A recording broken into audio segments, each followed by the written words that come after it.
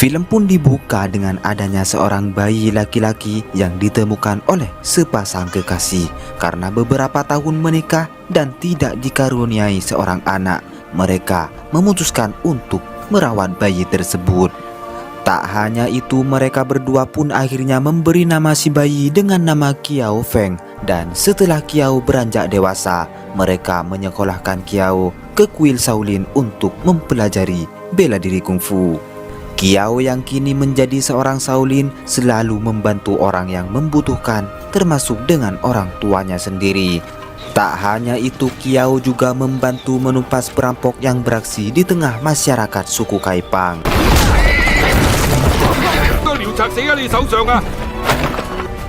10 tahun berlalu, Kiao diangkat menjadi ketua suku Kaipang. Dan dengan kedudukannya tersebut, Kiao harus memberantas semua kejahatan yang membahayakan seluruh warga. Kali ini Kiao menemui seorang biksu yang diduga telah menculik seseorang.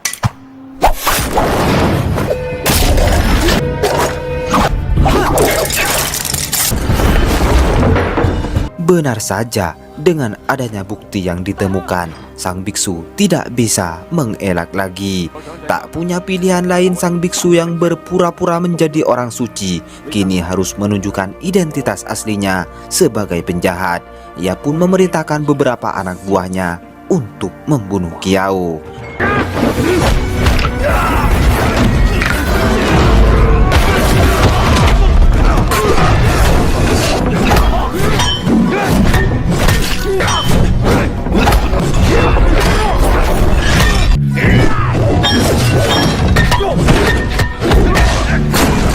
Melihat semua anak buahnya berhasil dikalahkan, sang biksu pun turun tangan untuk menghadapi Kiao.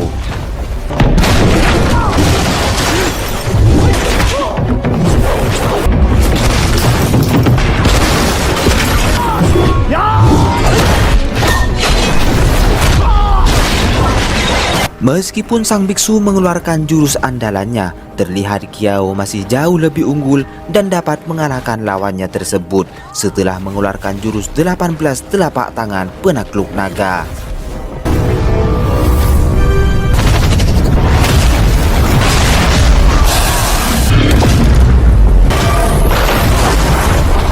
Si biksu akhirnya menyadari bahwa orang yang ia lawan adalah Kiao Feng, ketua suku Kaipang. Singkat cerita, Kiao akhirnya memutuskan untuk kembali ke rumahnya. Namun di tengah jalan, Kiao dicegat oleh seluruh warga suku Kaipang. Pada saat itu, Kiao dituduh telah membunuh wakil ketua suku Kaipang yang bernama Tuan Ma. Dan dengan bukti sebuah surat yang ditulis langsung oleh Tuan Ma sendiri, mereka semua percaya bahwa Kiao adalah seorang pembunuh. Di dalam isi surat tersebut mengatakan bahwa Kiao berasal dari suku Khitan, di mana beberapa tahun yang lalu sepasang kekasih dari suku Kaipang menemukan Kiao dalam keadaan terlantar. Tak hanya itu, dalam surat tersebut mengatakan bahwa Kiao berencana untuk menghancurkan suku Kaipang. Sebagai seorang istri dari wakil ketua Kaipang, Nyonya Ma menuntut keadilan atas terbunuhnya suaminya tersebut.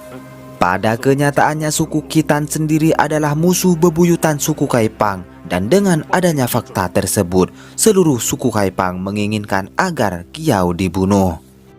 Kiao yang merasa tidak bersalah kemudian menusukkan sebuah pisau tepat di perutnya. Hal ini menandakan bahwa dirinya benar-benar tidak menginginkan pertarungan antara dirinya melawan sesama penduduk suku Kaipang. Melihat kejadian ini, ketua suku Kaipang yang lain hanya terdiam saja. Dan untuk menghindari pertikaian sesama anggota, Kiao terpaksa berhenti menjadi ketua suku Kaipang. Dan ia pun berjanji untuk menemukan pelaku yang telah menfitnahnya.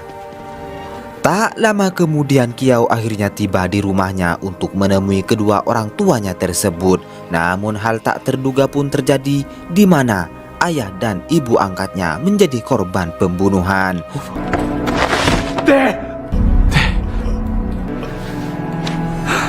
Di saat bersamaan, dua orang warga mendatangi rumah Kiao dan menemukan ayah dan ibunya telah meninggal. Mereka pun menuduh bahwa Kiao dengan tega membunuh orang tuanya sendiri.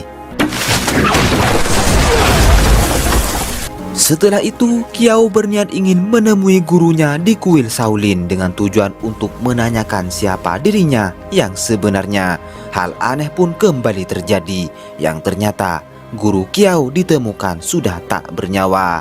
Seorang murid Shaolin yang melihat hal tersebut kemudian menuduh Kiau yang telah membunuh gurunya sendiri. Pada saat itu Kiau berusaha untuk pergi. Ia menemukan seorang yang cukup mencurigakan.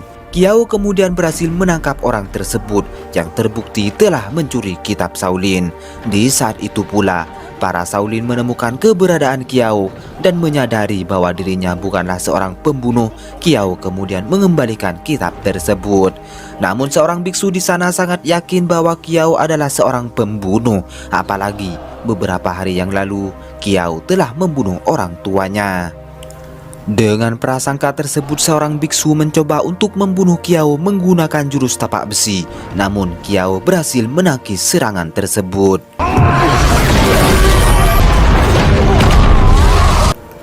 Akibat efek dari jurus tersebut, si pencuri kitab Shaolin akhirnya terhempas dan terungkaplah si pencuri tersebut adalah seorang gadis. Tak ingin bertarung antara sesama Shaolin, Kiau kemudian berusaha untuk melarikan diri bersama gadis yang berhasil ia tangkap.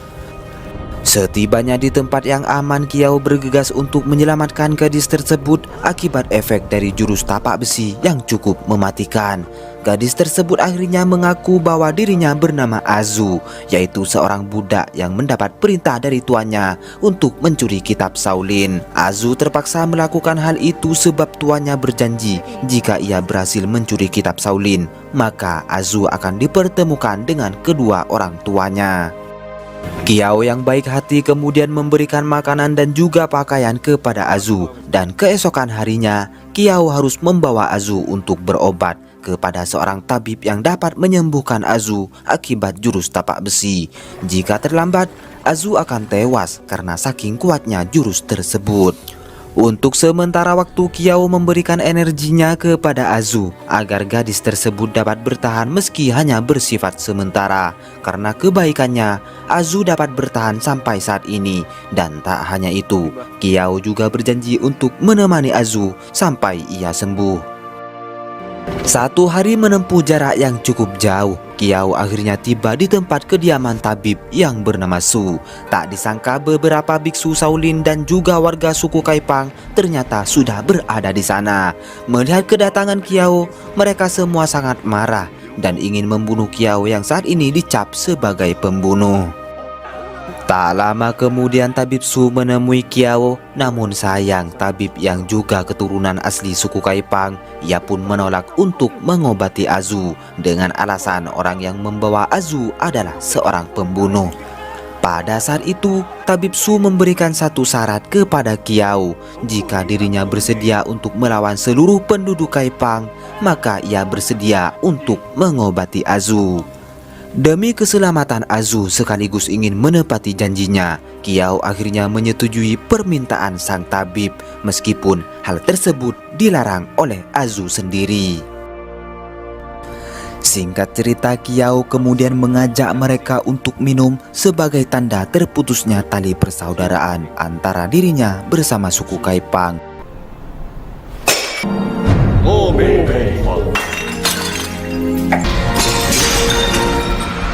Dan setelah itu, jual beli serangan pun terjadi.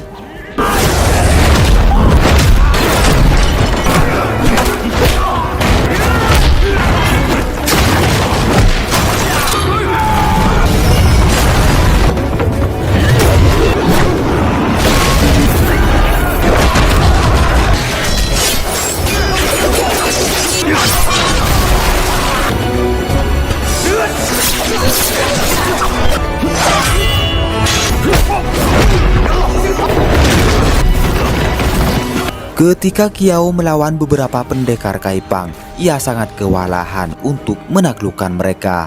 Akan tetapi dengan jurus andalannya, yaitu jurus 18 telapak tangan penakluk naga, Kiau berhasil mengalahkan mereka semua.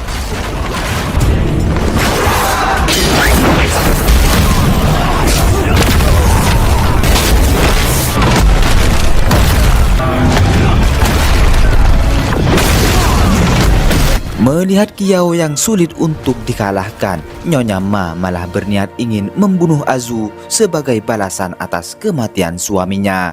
Namun dengan cukup cepat, Kiao berhasil menggagalkan rencana tersebut. Pada saat itu juga Tabib Su malah menusukkan sebuah pisau kepada Kiao yang mengakibatkan Kiao merasa kesulitan untuk melawan mereka.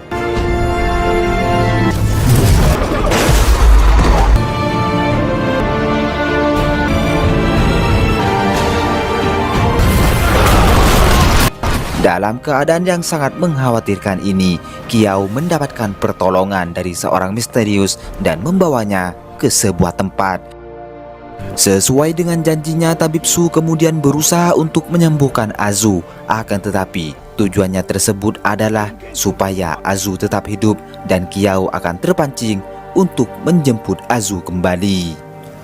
Di sisi berbeda, Kiao juga berhasil disembuhkan oleh orang misterius yang telah menolongnya. Orang misterius tersebut merasa marah kepada Kiao karena Kiao sebagai orang keturunan suku Khitan rela mati demi menolong Azu dari suku Kaipang. Belum sempat mengetahui siapa dia sebenarnya, orang misterius itu kemudian pergi meninggalkan Kiao. Beralih kepada atasan Azu yang bernama Morongfu, ternyata ia adalah seorang pemimpin kerajaan. Morongfu sendiri memiliki niat buruk di mana ia berkeinginan untuk menghancurkan suku Kaipang, dan ternyata keributan yang selama ini terjadi adalah ulah dari Morongfu sehingga Kiao difitnah sebagai pembunuh. Di tempat berbeda, Azu berhasil melarikan diri setelah dirinya menyamar sebagai tabib. Azu mencoba untuk membunuh si tabib, lalu membakar klinik miliknya.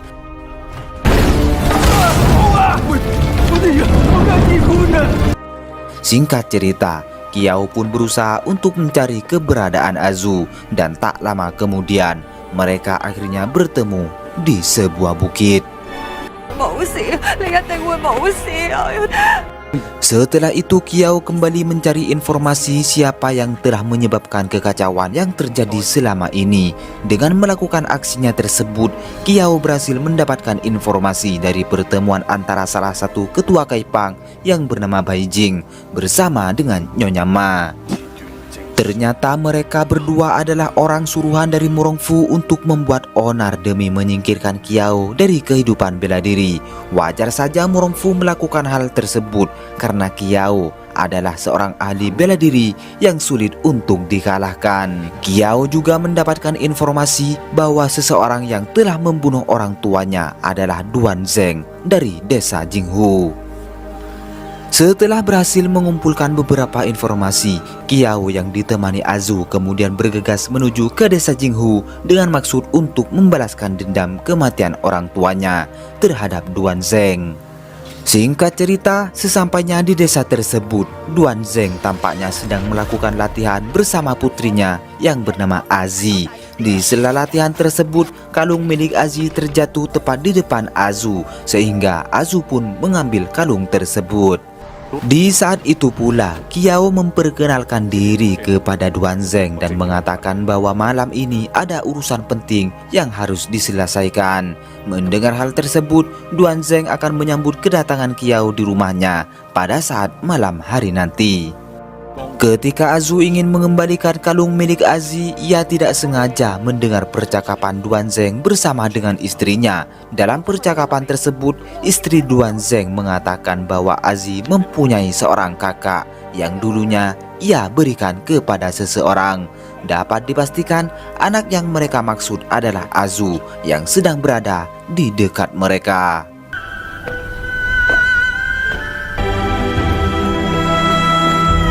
Setelah itu, Azu kembali menemui Kiao yang sedang berada di atas perahu. Tepat pada malam hari nanti, Kiao akan membunuh Duan Zeng untuk membalas kematian orang tuanya.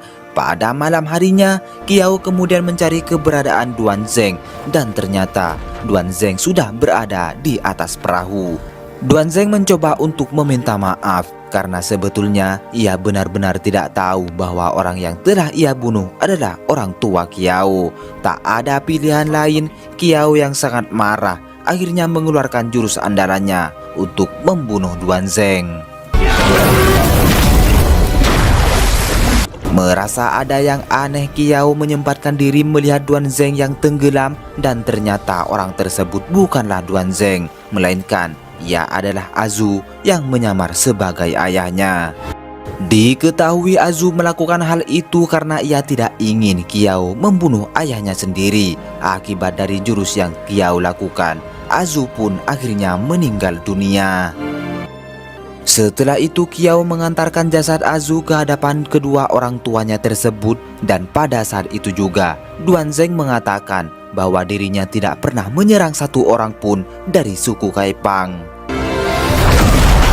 Mendengar perkataan tersebut, Kiau akhirnya sadar jika informasi yang ia dapatkan dari Beijing adalah informasi palsu. Dengan penuh amarah, Kiau akhirnya mendatangi Beijing. Melihat Kiau ada di hadapannya, Beijing kemudian membuka suara bahwa selama ini ia bekerja kepada Murongfu untuk menghancurkan suku Kaipang. Kebetulan pada saat itu Nyonya Ma juga berada di tempat tersebut, dan berkat bantuan dari Azi, sang adik dari almarhumah Azu, semua rencana mereka akhirnya terbongkar, di mana mereka berdualah yang membuat kekacauan atas apa yang terjadi selama ini. Kiau yang sangat geram kemudian menghajar Beijing, dan di waktu yang sama Murongfu ternyata sudah berada di tempat tersebut. Bukannya membantu, Murongfu malah membunuh Beijing. Begitupun juga dengan Nyonya Ma yang juga terbunuh oleh anak buah Murongfu.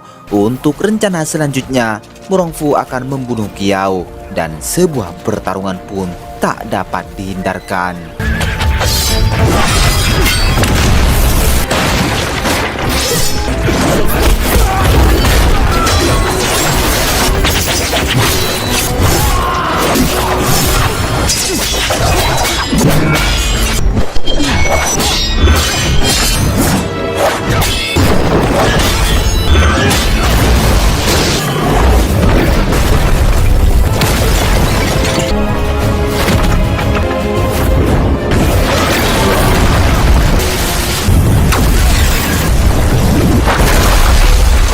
Di tengah pertarungan itu, Kiau cukup kewalahan dan hampir saja tewas. Namun pada akhirnya ia bangkit kembali setelah mengingat pesan gurunya ketika berada di kuil Shaolin, sehingga Kiau berhasil mengalahkan Murongfu.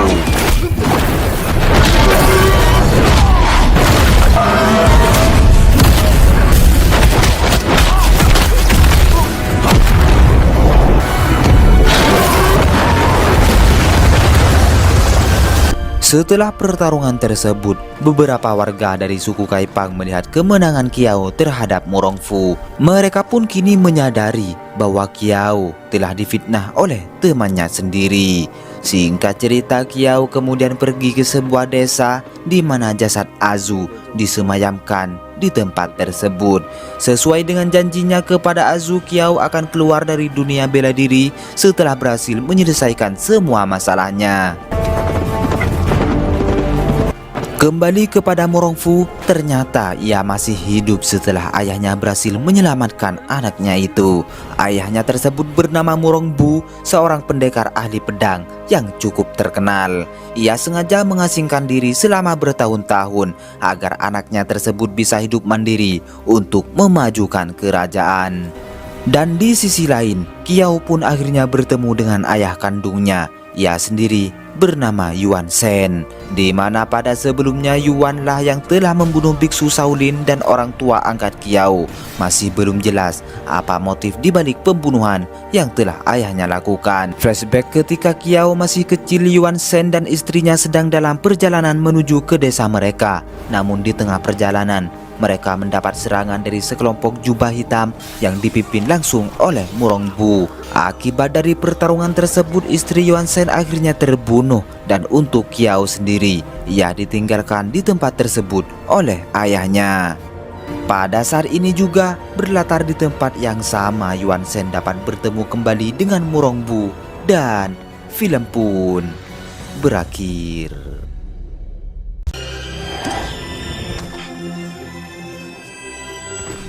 Berlatar di negara Tiongkok, kita diperkenalkan dengan seorang pendekar wanita bernama Sulin. Terlihat ia sedang dalam perjalanan menuju sebuah kota yang kemudian sekelompok pemberontak tiba-tiba muncul dengan tujuan untuk membunuhnya.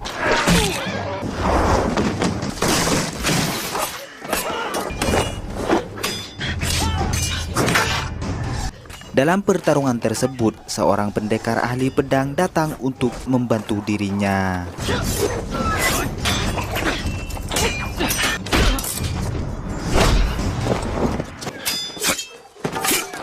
Di akhir aksi mereka, setelah berhasil mengalahkan pemberontak tersebut, pendekar misterius yang membantunya kemudian pergi entah kemana. Dan pada saat ini kita mengetahui bahwa pimpinan kelompok pemberontak tersebut diketuai oleh Wei Fang, di mana ia sendiri berasal dari perguruan teratai barat. Untuk saat ini Wei Fang berhasil melarikan diri, yang kemudian ia bertemu dengan seorang penyihir wanita bernama Xiu Yan. Dan pada saat itu juga Xiu Yan memintanya untuk dipertemukan dengan ketua dari perguruan teratai barat. Di sisi berbeda, Lord Dai sebagai pimpinan perguruan teratai barat sangat dihormati oleh anak buahnya. Sebagai pendekar ahli pedang paling disegani, ia pun berambisi untuk menguasai dunia persilatan. Pada saat ini Lord Dai merekrut seorang gadis yang kebetulan ia cukup mahir dalam bela diri. Sebagai seorang pendatang, Snowface disambut hangat oleh dirinya. Akan tetapi, kedatangannya itu bukan untuk bergabung ke dalam perguruan tersebut, melainkan untuk membalaskan dendam atas kematian gurunya, yang mana Lord Dai sebagai pendekar kejam berhasil membunuh gurunya beberapa tahun yang lalu.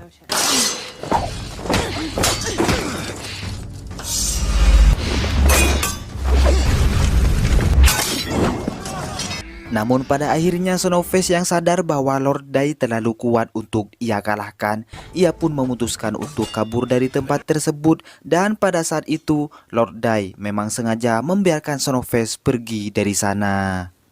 Kembali kepada Sulin yang saat ini tiba di kota tujuannya, ia pun bertemu dengan pimpinan kota yang bernama Tuan Zhao. Dari sinilah juga kita mengetahui bahwa tujuan Sulin datang ke kota tersebut hanyalah untuk melakukan penghormatan terakhir atas meninggalnya ayah Tuan Zhao yang bernama Tuan Ti. Terlihat ia dikejutkan dengan sebuah pedang Green Destiny peninggalan kerajaan dinasti Ming yang saat ini sangatlah terjaga. Ketika ia memegang pedang tersebut, Sulin teringat kepada kekasihnya yang bernama Silent Wolf. Namun pada saat itu, Silent sebagai seorang pendekar terbaik, ia harus tewas sekaligus meninggalkan Sulin setelah mengalami kekalahan di saat melawan Lord Dai.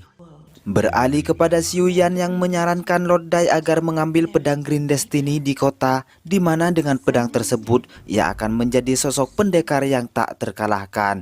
Pedang Destiny yang sangat diakui kekuatannya sangatlah diburu oleh beberapa pendekar hebat dengan tujuan untuk memiliki pedang tersebut. Yang kemudian Lord Dai memerintahkan Wei Fang untuk menemukan pedang itu sekaligus membawa pedang tersebut ke hadapannya.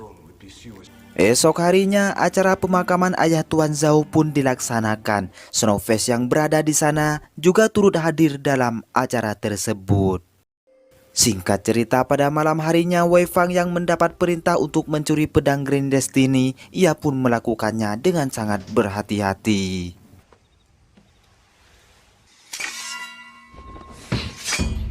Untuk sekarang ini, aksinya tersebut diketahui oleh Snowface, di mana ia juga berkeinginan untuk memiliki pedang tersebut.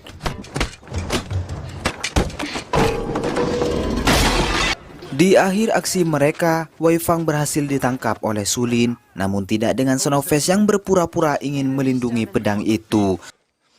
Snowface yang cukup penasaran dengan kekuatan pedang Green Destiny, ia pun meminta Sulin agar dirinya bisa untuk mencoba pedang legendaris tersebut.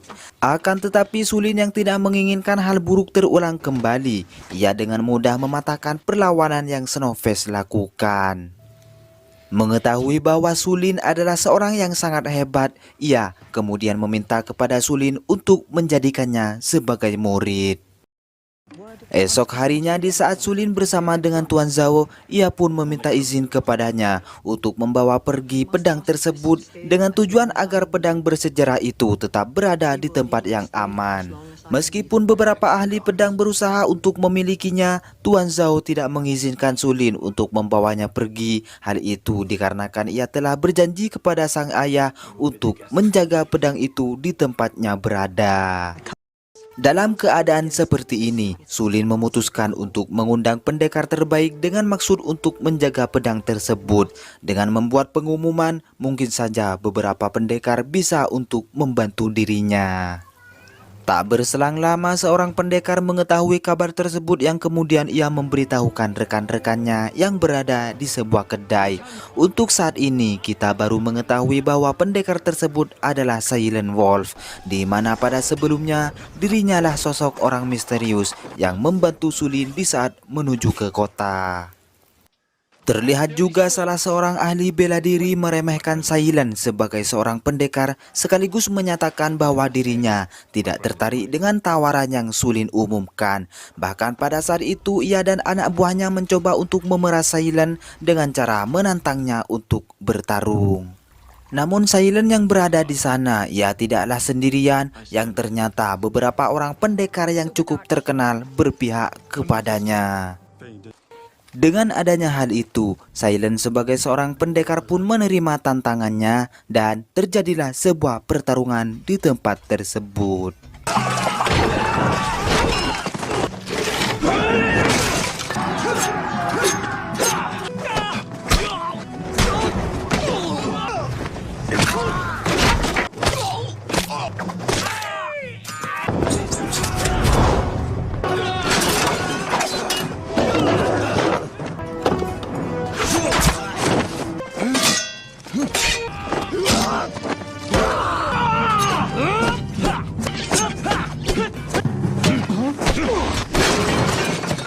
Di akhir aksi mereka, Silent dan rekannya berhasil memenangkan pertarungan itu, yang kemudian mereka memutuskan menemui Su Lin dengan tujuan untuk bergabung dengannya. Di sisi berbeda, Snowface yang saat ini bersama Su Lin, ia pun menerima pelajaran pertamanya.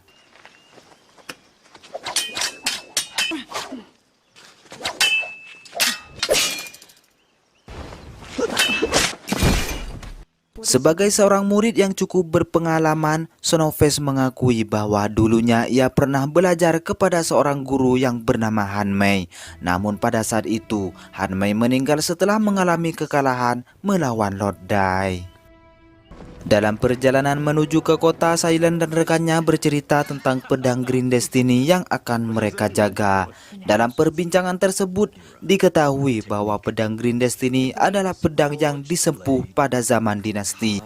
Sehingga sampai saat ini, pedang tersebut diburu oleh sekian banyak pendekar, termasuk juga dengan Lord Dai yang terkenal dengan kekejamannya. Singkat cerita, Silent dan rekannya pun telah tiba di kota dan ketika Su Lin melihat wajahnya, ia tampak sangat kecewa kepada Silent yang kemudian ia meninggalkan tempat tersebut. Dalam hal ini kita mengetahui bahwa kekecewaan Su Lin kepadanya adalah ketika Silent tidak mengabarkannya yang ternyata ia masih hidup setelah mengalami kekalahan melawan Lord Dai.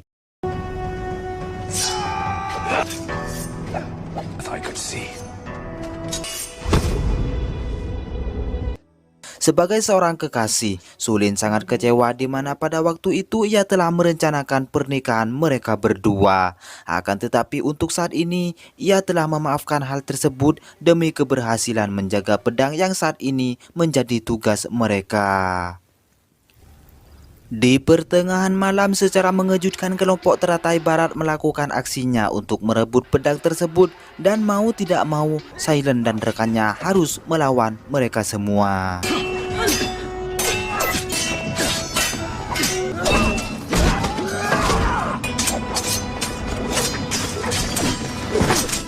Terlihat Snowface yang sedang menjaga Wei Fang, ia kemudian mendapat serangan dari salah satu kelompok teratai barat yang bernama Mantis.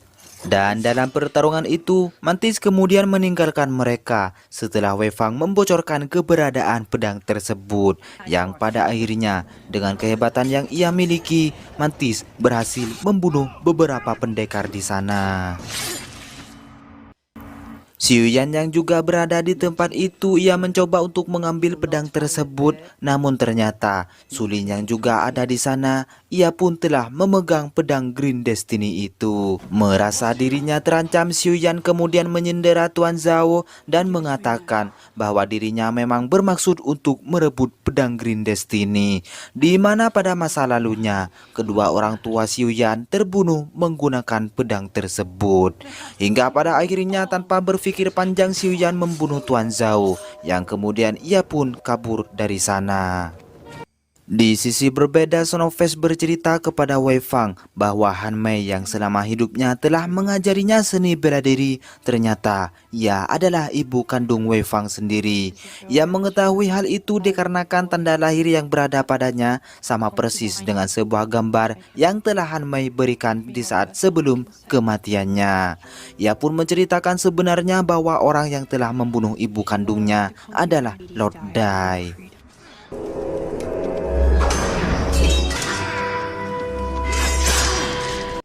Singkat cerita, beberapa hari setelah kejadian tersebut, Sonofest sengaja membebaskan Wei Fang dengan tujuan untuk menyelamatkannya.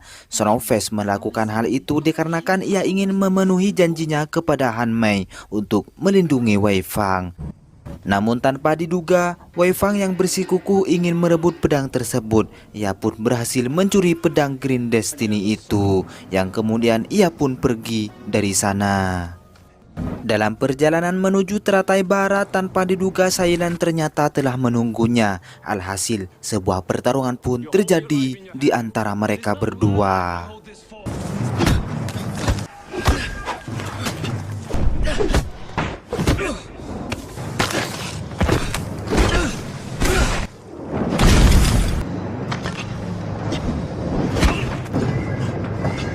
Di tengah pertarungan tersebut, seorang ahli bela diri yang tak lain adalah guru Wei Fang datang untuk membantu muridnya itu. Dengan demikian, Sailan harus menghadapi orang tersebut dan membiarkan Wei Fang kabur membawa pedang Green Destiny.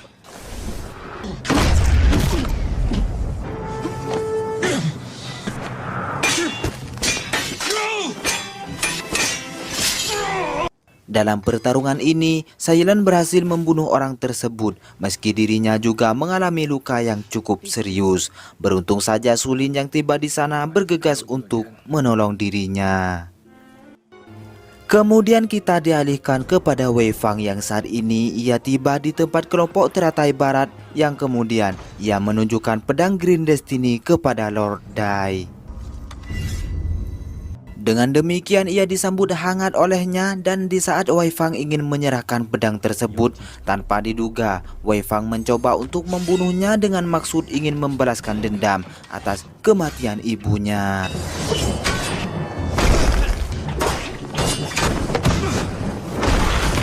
Di tengah pertarungan mereka datanglah Sulin, Sailan dan juga beberapa rekannya untuk merebut kembali pedang tersebut.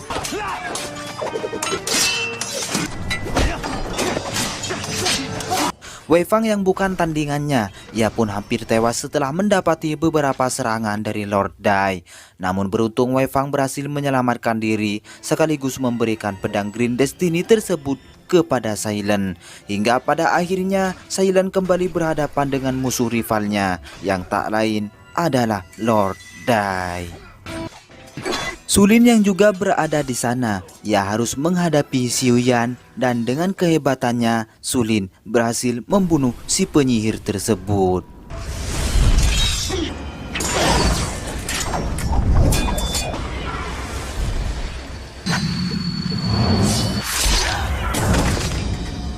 Dalam pertarungan yang terjadi di sana, Mantis kembali menampakkan dirinya, di mana pada saat ini ia berhasil membunuh semua rekan Sailan.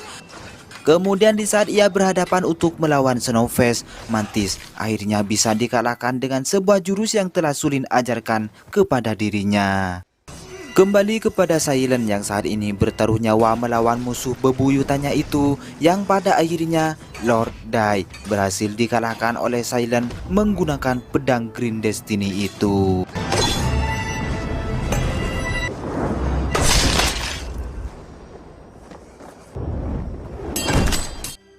Singkat cerita, beberapa hari kemudian mereka berempat pun pergi ke sebuah gunung yang bernama Wudang dengan tujuan untuk menyembunyikan pedang tersebut ke tempat yang lebih aman.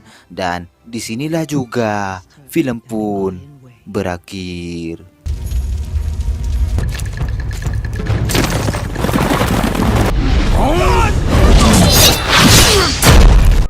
Berlatar di akhir era dinasti Han, kisah diawali dengan perpecahan di antara beberapa kerajaan.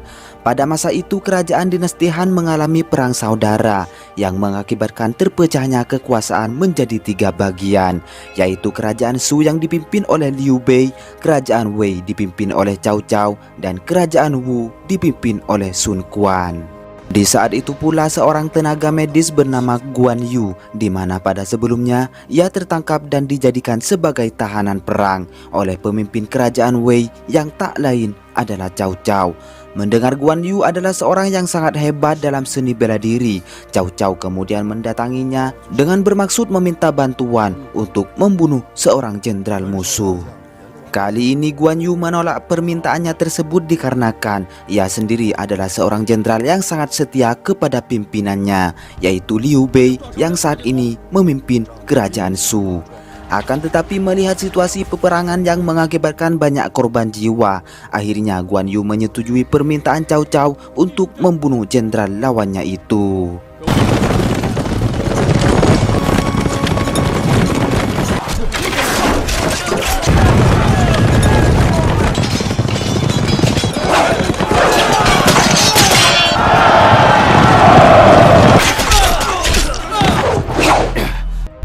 Di saat jenderal tersebut berada di hadapannya, tanpa berpikir panjang, Guan Yu melakukan tugasnya tersebut dan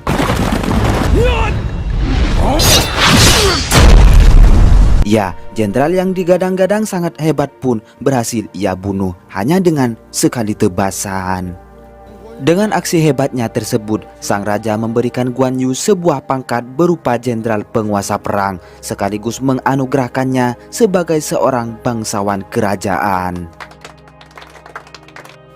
Setelah berakhirnya perang tersebut, Guan Yu memutuskan untuk pulang ke kampung halamannya yang kebetulan saat ini terletak di daerah kekuasaan Cao Cao. Ia pun disambut oleh penduduk di sana dan sebagai seorang jenderal perang yang cukup berpengaruh, Guan Yu sangat dihormati oleh mereka semua.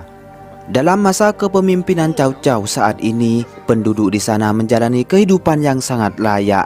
Bahkan bahan pangan di kampung halamannya tersebut tumbuh subur di sana, sehingga tidak ada satupun orang yang merasakan kelaparan.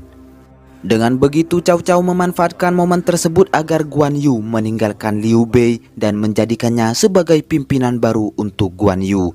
Dengan kesetiaan yang sampai saat ini tidak berubah sedikit pun, Guan Yu menolak permintaannya tersebut. Sehingga dengan keputusannya itu, Cao Cao berniat ingin melakukan hal buruk yang akan ia lakukan kepada Guan Yu.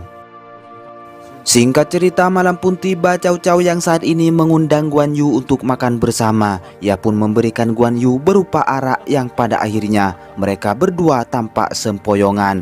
Tak berselang lama, Cao Cao mengantarkan Guan Yu untuk menuju ke kamarnya. Dan perlu kalian ketahui bahwa Cao Cao telah memasang sebuah obat di saat ia berpesta dengan Guan Yu. Alhasil dengan perbuatannya tersebut, Guan Yu akhirnya berhalusinasi dan mendapati istri Liu Bei yang terbaring setelah dibius oleh Cao Cao. Sebagai seorang wanita yang dulunya pernah ia cintai, si Lan berusaha untuk menguasai pikirannya. Namun pada saat itu, Guan Yu masih bisa mengendalikan otaknya tersebut. Esok harinya, Guan Yu berniat ingin menemui Cao Cao. Namun dengan kesalahannya tersebut yang telah diketahui oleh Guan Yu, ia pun tidak berani untuk menemuinya. Dengan begitu, Guan Yu memutuskan untuk pergi meninggalkan kampung halamannya dengan bermaksud ingin mengantarkan Silan kepada Liu Bei.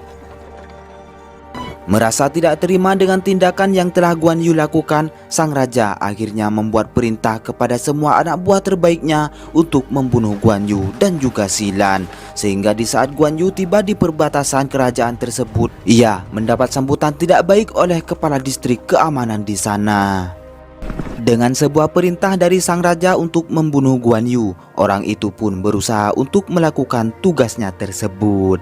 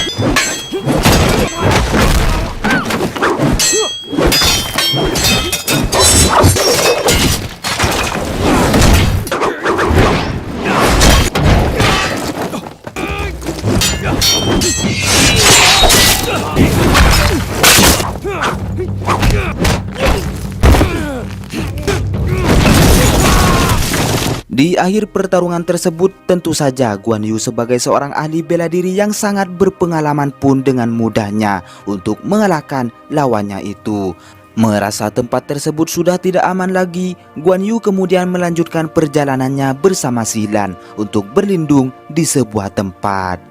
Singkat cerita, pada keesokan harinya Guan Yu melanjutkan perjalanan untuk bertemu salah satu sahabatnya yang bernama Han Fu. Han Fu sendiri adalah sahabat lamanya di mana pada masa peperangan terjadi, Guan Yu pernah menyelamatkan nyawa sahabatnya itu. Dan maksud kedatangan Guan Yu menemui Han Fu adalah meminjam sebuah perahu untuk melanjutkan perjalanannya menemui Liu Bei. Namun Han Fu yang juga telah mendapat perintah untuk membunuh Guan Yu, ia kemudian menyerangnya dengan menggunakan sebuah jarum beracun.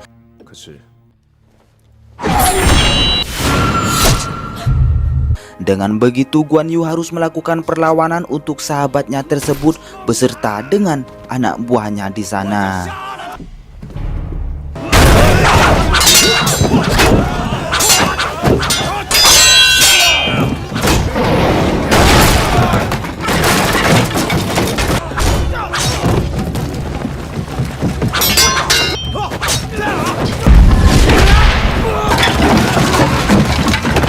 Di tengah pertarungan tersebut, Guan Yu cukup kesulitan melawan mereka di mana hal itu diakibatkan oleh cairan racun yang telah mengenainya. Akan tetapi, Guan Yu sebagai seorang yang memiliki jiwa petarung pun bisa mengalahkan semua musuhnya.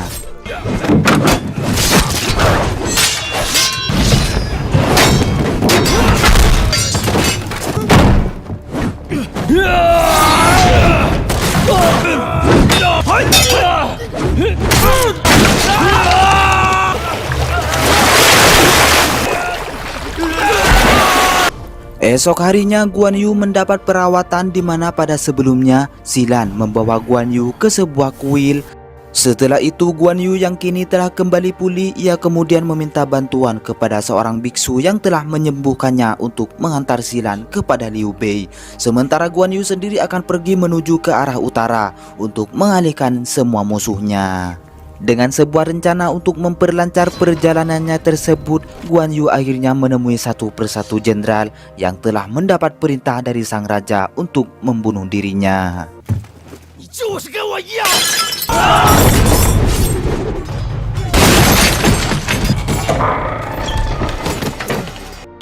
Setelah ia berhasil membunuh seorang jenderal dan juga anak buahnya, ia kemudian melanjutkan perjalanannya ke sebuah kota di mana untuk saat ini kota tersebut telah ditinggalkan oleh penduduknya. Terlihat seorang pendekar ahli pedang sengaja menunggu kedatangannya tersebut di mana ia juga mendapat perintah dari sang raja untuk membunuh Guan Yu. Hingga akhirnya pertarungan pun kembali terjadi.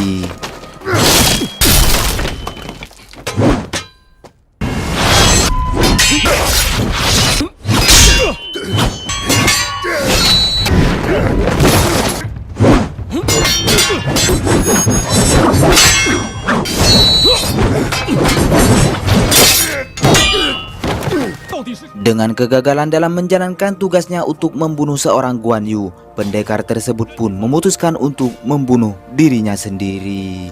Guan Yu yang masih memiliki rasa belas kasih, ia berusaha untuk mencegahnya, namun ia terlambat dalam usahanya itu. Pada saat itu juga, Guan Yu melihat sekumpulan bocah yang tampak berlari ketakutan. Merasa ada yang aneh, ia pun mengikuti bocah tersebut. Hingga sampailah ia di sebuah tempat di mana pada faktanya, penduduk di kota tersebut sedang bersembunyi di sebuah tempat tertutup. Untuk saat ini mereka semua menganggap bahwa Guan Yu adalah seorang pembunuh, sehingga ia mendapat sambutan tidak baik oleh mereka. Dengan begitu, Guan Yu merasa menyesal atas apa yang telah ia perbuat selama ini.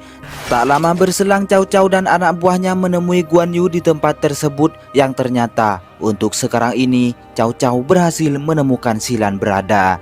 Di saat itu juga ia mengajak Guan Yu untuk menemui Silan yang sekaligus mengizinkan Guan Yu untuk melanjutkan perjalanannya. Dalam perjalanan untuk menemui Liu Bei, tiba-tiba mereka berdua mendapat serangan dari sekelompok tak dikenal.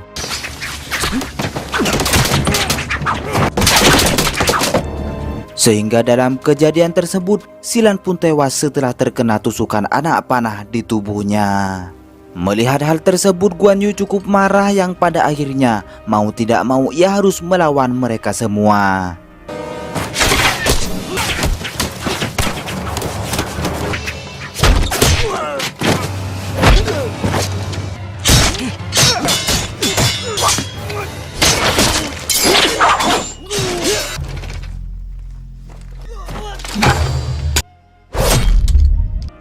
Setelah mereka semua berhasil ia habisi, Guan Yu kemudian menemui seorang yang telah menjadi dalang atas tragedi yang menimpanya. Yang ternyata orang tersebut ternyata adalah sang raja.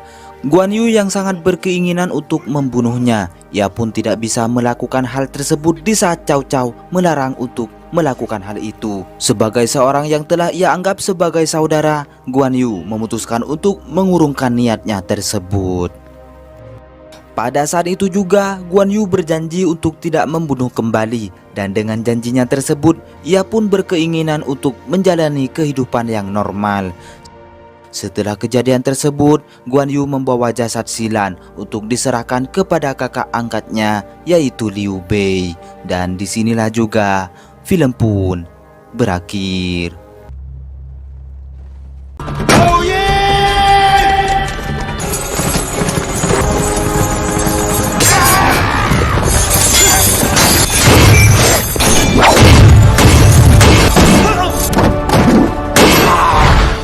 Bertempat di negara Hong Kong, kisah diawali dengan adanya sebuah truk membawa 3 buah tabung yang berisikan mayat seseorang.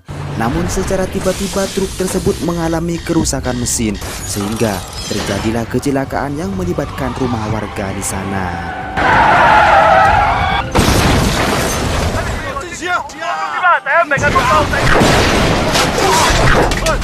Pemilik rumah tersebut yang bernama Tuan Pang cukup terkejut setelah mengetahui tabung yang terlempar dari truk itu berisikan seorang manusia.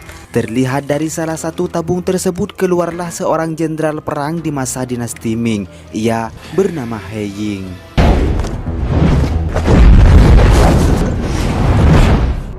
Di saat itu juga ia merasa heran entah kenapa suasana di sekitarnya sangatlah berbeda dari apa yang ia lihat sebelumnya. He Ying pun sadar bahwa dirinya tertidur selama 400 tahun lamanya, yang mana untuk saat ini telah memasuki tahun 2013. Flashback 400 tahun yang lalu, He Ying pada saat itu mendapat tugas untuk membawa sebuah benda yang bisa membawa siapapun orang ke masa depan melalui roda waktu emas. Dalam tugasnya itu ia dipercayai untuk menyerahkan benda tersebut kepada sang kaisar dinasti Ming. Namun untuk sekarang ini ia pun cukup bingung bagaimana caranya untuk menyerahkan benda tersebut kepada sang kaisar. Dalam suasana baru di sekitarnya, He Ying pun mendatangi sebuah festival yang terletak di tengah kota. He Ying yang melihat seorang berpakaian aneh, ia pun memukuli orang tersebut yang menurutnya adalah seorang penjahat. Namun dalam kejadian itu ia pun tak sengaja bertemu dengan seorang wanita bernama Xiao Mei. Dalam acara tersebut, Xiao mengajaknya untuk bergabung. Untuk saat ini, He Ying cukup heran dengan perilaku manusia zaman sekarang yang tidak mempunyai sopan santun. Dan di saat itu juga ia pun sadar bahwa negaranya telah berubah 360 derajat, di mana seorang kaisar bukanlah pemimpin tertinggi pada zaman sekarang. Namun He Ying sebagai seorang jenderal besar, ia pun menerima keadaannya yang sangatlah berubah. Kemudian kita dialihkan dengan adanya beberapa kelompok gangster keturunan India yang sedang membuat jebakan yang diperuntukkan kepada polisi. Dalam pekerjaannya tersebut datanglah Shao, yaitu salah seorang dari ketiga tabung tersebut. Terlihat ia sangat kelaparan, yang kemudian seorang gangster itu memberikannya makanan kepada Shao. Di saat itu pula beberapa polisi datang untuk menangkap gangster tersebut dan terjadilah perkelahian di sana. Shao yang sangat lapar menghiraukan kejadian itu, hingga akhirnya makanan yang berada di tangannya pun tanpa sengaja ditumpahkan oleh seorang polisi itu. Shao sebagai seorang jenderal perang pun sangat marah dan membalaskan perbuatan mereka. Dalam kejadian itu datanglah seorang bernama Neihu yang tak lain adalah rekan Shao sebagai seorang jenderal. Hingga akhirnya mereka berdua pun membantai polisi di sana dan memutuskan untuk bergabung dengan gangster tersebut. Beralih kepada He Ying yang saat ini bersama Xiao, tanpa sengaja ia melihat seseorang yang cukup mirip dengan seorang yang pernah memfitnahnya di saat menjabat sebagai seorang jenderal. Namun ternyata orang tersebut adalah teman Xiao yang bernama Slender. Kembali pada tahun 1621 di saat He Ying menjabat sebagai jenderal, ia dituduh oleh sang kaisar dan dicap sebagai seorang pengkhianat yang telah bekerja sama dengan kelompok penjahat Jepang. Dengan demikian ia akan dihukum mati atas tuduhan tersebut. Namun dirinya yang benar-benar tidak melakukan hal itu, He Ying pun melakukan perlawanan kepada pasukan kaisar.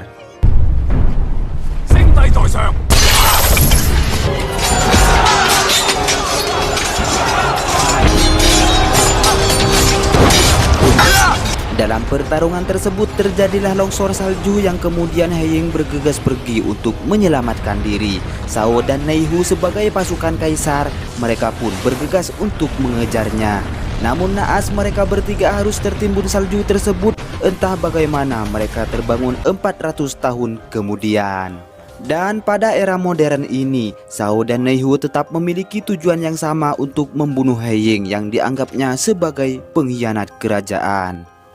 Kembali kepada He Ying yang saat ini meminta maaf atas perbuatannya kepada Slender, ia pun mengakui kesalahannya tersebut dan memilih untuk meninggalkan mereka. Dalam perjalanannya, He Ying merasa harus mengganti pakaian kunonya. Dengan demikian ia pun merebut pakaian milik seorang artis yang kebetulan berada di hadapannya tersebut.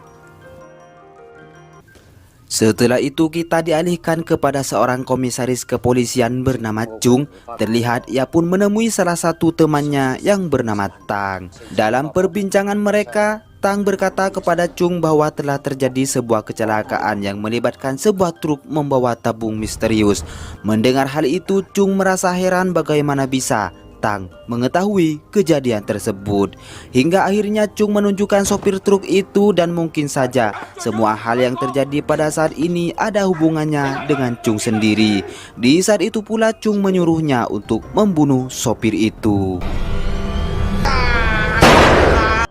Singkat cerita, malam pun tiba. Xiao yang saat ini sedang berjalan sendirian, beberapa orang datang untuk mengganggunya. Tak disangka He Ying datang untuk menolong Xiao yang kemudian dengan sebuah skill bela dirinya, He Ying pun berhasil membuat mereka semua lumpuh sementara. Di sisi lain, Shao berencana untuk mencari keberadaan He Ying saat ini. Dengan cara melukis wajahnya, Shao menyuruh semua anak buahnya untuk menyebarluaskan sketsa wajah tersebut. Kembali kepada He Ying yang saat ini bersama Xiao, ia pun mencoba untuk mencari informasi keberadaan roda waktu emas di sebuah situs internet. Namun dalam pencarian itu, mereka malah menemukan sejarah masa lalunya di saat He Ying menjadi jenderal perang. Dalam informasi yang mereka temukan, He Ying adalah seorang pengkhianat yang telah bersekongkol dengan penjahat Jepang. Esok harinya Xiao menemui ibunya yang saat ini berada di sebuah panti jompo. Untuk sekarang ini ibunya mengidap penyakit stroke yang tak seorang pun bisa menyembuhkannya. Heying yang melihat wajah ibu Xiao pun merasa prihatin atas kondisinya sekarang. Yang kemudian Heying mencoba untuk menyembuhkan penyakit tersebut dengan sebuah gerakan kungfu yang ia kuasai. Beralih kepada Chung yang saat ini mengadakan pertemuan dengan Tuan Pang, dan sebagai salah satu seorang yang pernah melihat Heying, ia pun memberikan beberapa uang untuk tidak membocorkan apa yang telah ia lihat sebelumnya, sekaligus memerintahkan Tuan Pang agar menghubunginya jika melihat kembali keberadaan Heying. Setelah itu Chung sebagai kepala kepolisian pun memerintahkan anak buahnya untuk mencari keberadaan Heying, Shao, dan juga Neihu. Dengan begitu Heying dapat ditemukan keberadaannya, di mana untuk saat ini ia berada di sebuah gedung. Tampaknya Heying dalam perjalanan menuju rumah Tuan Pang dengan maksud hanya untuk bertamu saja. Namun sesuai perintah yang diberikan Chung, seketika itu juga ia menghubunginya sekaligus memberikan informasi keberadaan Heying saat ini. Alhasil beberapa anggota polisi mendatangi tempat itu, yang kemudian aksi baku tembak pun terjadi di tempat tersebut.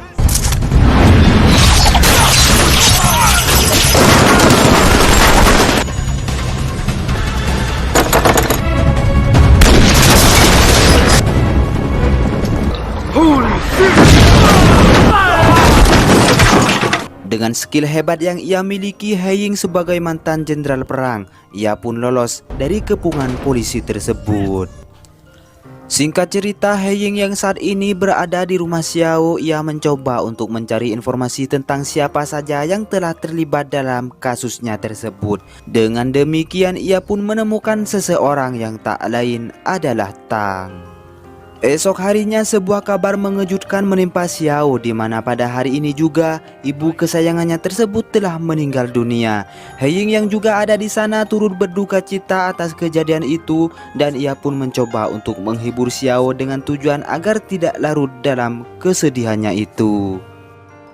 Singkat cerita, beberapa hari kemudian Heying mencari keberadaan Tuan Tang di gedung pemerintahan. Ia pun dapat diketahui keberadaannya oleh kepolisian. Di sana pun ia merubah struktur wajahnya hanya dengan menggunakan jarum. Dengan berseragam kepolisian yang telah ia rebut, Heying kemudian berhasil memasuki gedung itu. Terlihat ia berhasil menemukan keberadaan Tuan Tang, dan seketika itu juga Heying memaksanya untuk memberikan informasi bagaimana bisa dirinya berada di negara tersebut. Tuan Tang yang tak memberikan sedikit pun informasi, Heying menghajarnya agar ia membuka suara.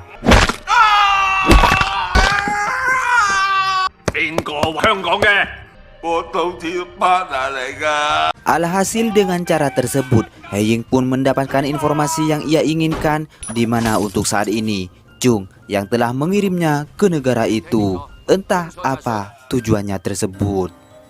Kemudian di saat kepolisian di sana menyadari bahwa Heying berada bersama Tuan Tang, mereka pun mencoba untuk menangkap Heying di sana. Namun pada saat ini Heying kembali lolos dari kejaran mereka. Malam harinya Shao melanjutkan misinya untuk mencari keberadaan Heying. Bertempat di sebuah klub malam, ia tak sengaja bertemu dengan Xiao. Pada saat itu Shao bertanya kepada mereka, namun Xiao yang juga ada di sana pun tidak mengakui bahwa dirinya mengenal Heying cukup dekat. Akan tetapi sebuah panggilan telepon miliknya membuktikan bahwa Xiao memang mengenali Heying. Shao yang sangat marah dirinya telah dibohongi, ia pun mencoba untuk menghajarnya. Namun beruntung Heying yang muncul secara tiba-tiba pun menggagalkan aksinya itu, hingga terjadilah sebuah pertarungan antara Heying dan musuh bebuyutannya tersebut.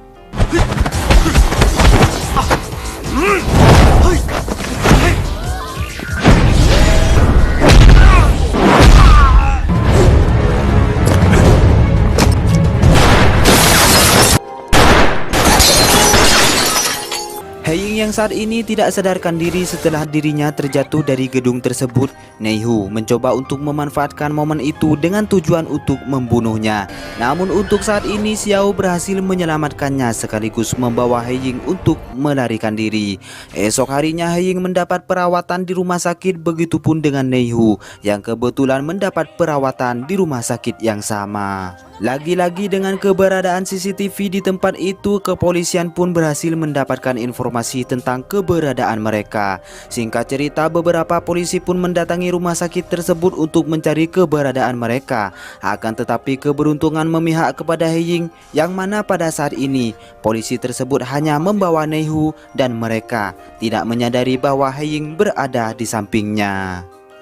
Di sisi berbeda, Chung sangat marah bagaimana bisa anggotanya tersebut hanya membawa Neihu, sementara dalam rencananya tersebut adalah untuk menangkap Heying sebagai target utamanya. Dari sinilah kita mengetahui bahwa Chung berniat ingin menggunakan roda waktu emas itu, dan hanya ada satu orang yang bisa melakukan hal tersebut, yaitu hanyalah Heying sendiri.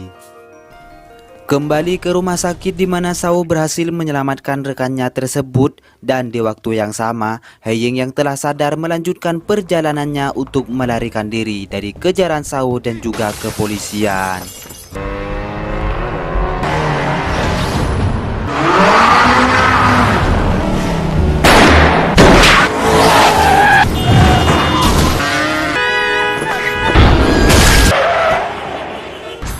Dalam pelariannya itu, Heying terpaksa untuk kembali menghadapi mereka setelah sebuah kecelakaan menghambat perjalanannya. Terlihat Shao dan Neihu telah siap dengan sebuah senjata yang mereka curi dari sebuah mobil. Alhasil mau tidak mau, Heying harus kembali untuk menghadapi mereka berdua.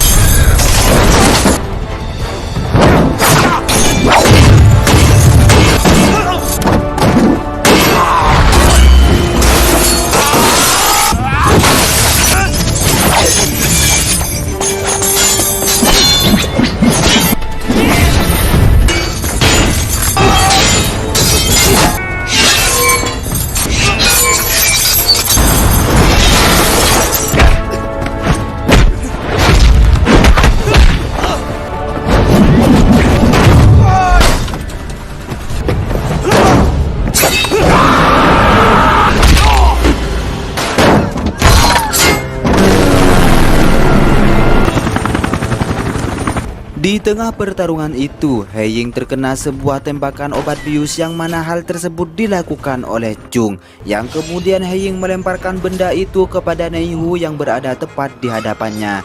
Heying yang memiliki kekebalan tubuh cukup kuat dapat menetralisir obat bius tersebut, namun tidak dengan Neihu yang saat ini tampak sempoyongan. Dan ketika sebuah mobil ingin menabrak dirinya, Heying yang masih peduli berhasil menyelamatkannya. Namun di saat itu pula Heying terlempar dan terjatuh dari atas jembatan tersebut. Shao yang ternyata masih peduli, ia pun mencoba untuk menyelamatkan Heying. Terungkap bahwa pada masa dinasti Ming, Heying, Chung, Shao, dan Neihu adalah satu keluarga dalam menjalankan tugas. Pada saat itu mereka sangat akrab sebagaimana sebuah saudara yang terjalin erat di antara mereka. Beberapa kepolisian pun melakukan pencarian mengenai keberadaannya, dan dengan cara tersebut usaha mereka membuahkan hasil setelah menemukan Heying dalam keadaan selamat. Mereka pun membawanya ke rumah sakit di mana Tuan Chung yang memiliki nama asli Yuan Long pun menemui Heying di sana, sekaligus mengajak Neihu untuk tinggal bersama. Beberapa hari kemudian Yuan Long yang saat ini sedang merawat Heying, ia pun menceritakan tentang pembantaian terhadap desa asalnya, di mana seluruh desa tersebut meninggal dalam keadaan tragis, termasuk juga ibu kandungnya sendiri. Mendengar hal itu, Heying berniat ingin kembali ke masa dinasti Ming dengan memanfaatkan waktu roda emas. Sebelum itu, ia pun bertemu dengan Xiao dengan tujuan hanya untuk berterima kasih sekaligus ingin mengucapkan salam perpisahan. Esok harinya mereka berdua pun pergi ke sebuah tempat di mana waktu roda emas itu berada, dan untuk Neihu sendiri memutuskan untuk menyusul mereka. Dalam pencarian tersebut mereka menemukan benda itu yang kemudian Yuan Long meminta He Ying untuk segera mengaktifkan benda tersebut. Yuan Long yang sangat berkeinginan untuk kembali ke masa dinasti Ming, ia pun memaksa He Ying untuk segera melakukan yang ia inginkan. He Ying yang saat ini menolak permintaannya tersebut, ia pun mendapat ancaman dengan tertangkapnya Xiao, di mana pada sebelumnya Nei Hu berhasil menemukan keberadaannya.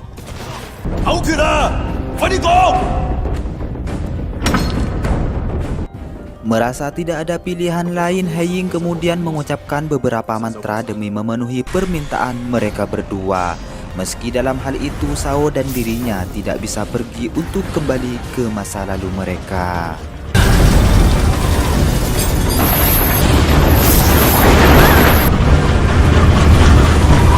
Kemudian di saat mereka ingin melintasi waktu, dengan sengaja Yuan Long meninggalkan sebuah benda. Diketahui benda tersebut bernama Lingga, yang kegunaannya adalah salah satu syarat untuk mengaktifkan waktu roda emas tersebut. Dengan keadaan tertutupnya tempat itu, He Ying pun mencari cara untuk keluar dari sana. Akan tetapi mustahil bagi dirinya untuk bisa keluar dari tempat tersebut. Di saat itu juga He Ying terfikirkan dengan sebuah rencana untuk menggagalkan tragedi pembantaian yang terjadi di desa asalnya, yang kemudian He Ying dan Xiao memutuskan untuk kembali ke masa lalunya, yang sekaligus menyelamatkan mereka dari tempat itu.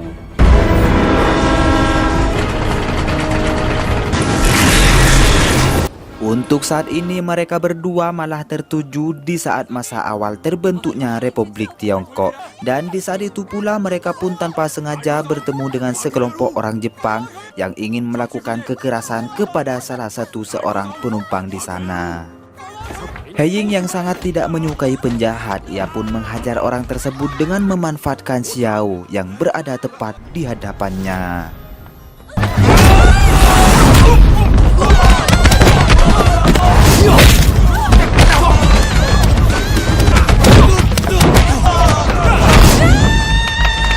Dalam aksinya tersebut mereka berdua berhasil mengalahkan semua penjahat itu. Terlihat salah seorang korban pun mengucapkan terima kasih kepada He Ying dan Xiao, yang kemudian mereka kembali untuk melintasi waktu menuju masa dinasti Ming.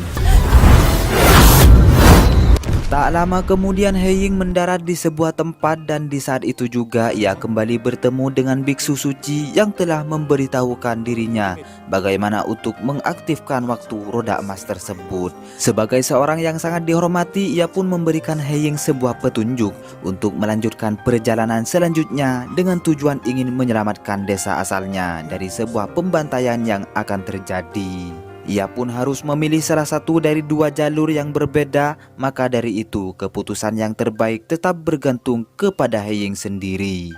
Dan untuk saat ini ia pun memilih jalur kanan sebagai pilihan yang menurutnya adalah jalan terbaik. Seketika itu juga ia pun melanjutkan perjalanannya bersama Xiao untuk menuju ke desa asalnya. Singkat cerita, tibalah mereka di desa itu, di mana pada saat ini adalah beberapa hari sebelum pembantaian terjadi di sana. Ia pun mendapat sambutan hangat dari semua penduduk, yang mana He Ying sendiri telah lama menghilang kurang lebih dari 10 tahun. Terlihat ia pun bertemu dengan ibunya, dan tak hanya itu ia pun bertemu dengan salah seorang teman perempuannya yang bernama Jade. Di saat itu pula semua penduduk merayakan pesta kedatangan He Ying, dan sebagai seorang yang cukup berpengaruh, acara tersebut pun diselenggarakan dengan cukup meriah. Esok harinya He Ying yang saat ini bersama seorang penduduk, ia pun mengatakan kekhawatirannya atas pembantaian yang akan terjadi di desa mereka. Akan tetapi orang tersebut pun tidak mempercayai akan hal itu. Esok harinya sebuah acara pernikahan antara penduduk di sana sedang diselenggarakan, dan pada saat itu juga Xiao mendatangi acara tersebut. He Ying mengira bahwa Xiao yang berada di hadapannya berasal dari masa depan, namun faktanya Xiao sendiri berasal dari masa sekarang, dan mereka pun berteman dengan akrab seperti biasanya. Xiao yang saat ini bersamanya, ia pun mengundang He Ying untuk menghadiri sebuah acara yang akan diadakan di kediaman salah seorang pejabat pemerintahan yang bernama Menteri Du. He Ying yang berasal dari masa depan, ia pun mengetahui bahwa dalam acara tersebut Menteri Du akan meninggal dunia. Untuk saat ini He Ying berniat ingin menyelamatkan orang tersebut. Di sisi berbeda, Yuan Long yang ditemani Nei Hu mengadakan pertemuan dengan seorang jenderal Jepang yang bernama Hojo. Dalam pertemuan itu, Hojo meminta bantuan kepada Yuan Long untuk mengalahkan sebuah klan yang selama ini menjadi saingannya di Jepang. Dan dengan merasa sama-sama diuntungkan, ia pun menyetujui permintaannya tersebut dan sekaligus menjadikan Jenderal Hojo sebagai sekutu dekatnya. Setelah itu, Yuan Long mengajak Hojo untuk bertemu dengan seorang penasehat kerajaan bernama Kasim. Dan untuk saat ini, Kasim sebagai orang tertinggi nomor 2 di kerajaan tersebut belum mengetahui rencana licik yang akan dilakukan oleh mereka berdua. Kembali kepada He Ying yang saat ini memenuhi undangan untuk datang di acara tersebut, ia pun memulai rencananya untuk menyelamatkan Menteri Du. Namun tak hanya itu, dalam pertemuan He Ying dengan Menteri Du, Yuan Long juga menemui mereka bersama dengan anak perempuan Menteri Du yang kini telah menjadi istrinya. Dalam pertemuan mereka, Menteri Du memerintahkan He Ying untuk menyerahkan lingga yang saat ini berada padanya, dan perintah tersebut adalah perintah langsung dari petinggi kerajaan yang tak lain adalah Kasim.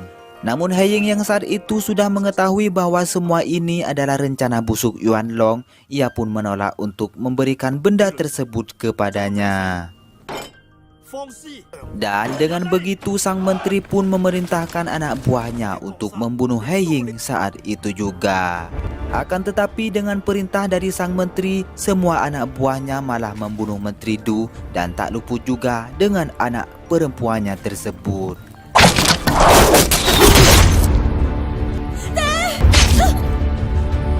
Dari sinilah kita mengetahui bahwa Yuan Long yang telah merencanakan hal itu hanya demi mendapatkan semua keinginan pribadinya. Setelah itu He Ying pergi dari sana dan ia pun mengetahui bahwa Yuan Long tidak akan berani untuk membunuhnya, di mana hanya He Ying lah yang bisa mengaktifkan roda waktu emas tersebut. Di tempat berbeda, Shao tanpa sengaja bertemu dengan sahabatnya yang tak lain adalah Nei Hu.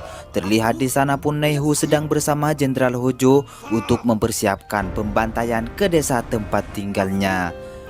Melihat Nei Hu bersekongkol dengan orang Jepang, Shao langsung menemui Nei Hu untuk memberikan ia pelajaran.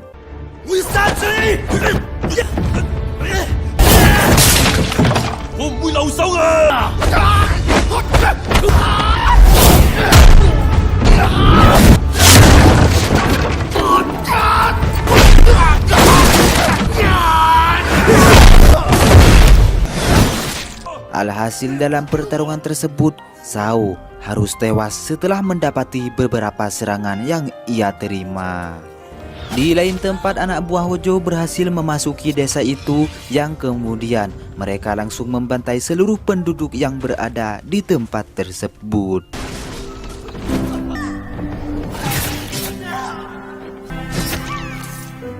Dalam aksi mereka, anak buah Hojo berhasil menemukan lingga yang mereka cari.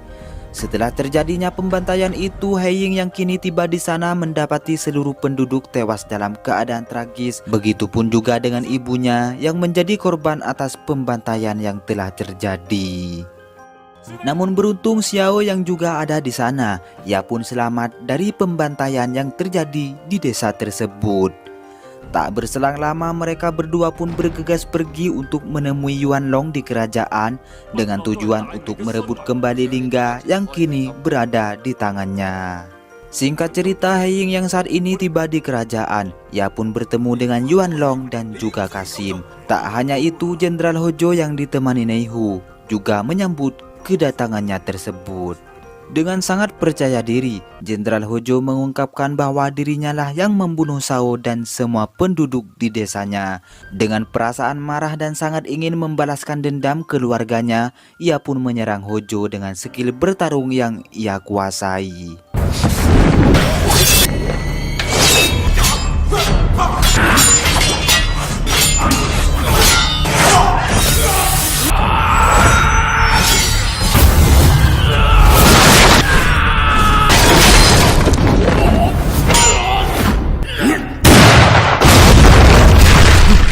Pada akhirnya Yuan Long yang tidak sabar ingin mengaktifkan roda waktu emas tersebut. Ia pun membunuh Xiao saat itu juga demi mempercepat waktu agar dirinya menjadi pemimpin tertinggi kerajaan dinasti Ming. Merasa tidak ada pilihan lain, He Ying harus mengaktifkan benda tersebut dengan sebuah rencana yang telah ia fikirkan. Di saat benda tersebut berhasil diaktifkan, Hojo berhasil memasuki benda tersebut dengan tujuan agar Yuan Long tidak melarikan diri. Karena untuk sekarang ini, Yuan Long masih mempunyai janji yang belum ia tepati kepada Hojo. He Ying yang juga berada di sana, ia pun memanfaatkan momen tersebut dengan mengeluarkan Yuan Long dari benda itu. Dengan demikian, He Ying masih mempunyai kesempatan untuk membalaskan dendamnya kepada Hojo, meskipun roda waktu emas tersebut membawa mereka melintasi ruang dan waktu.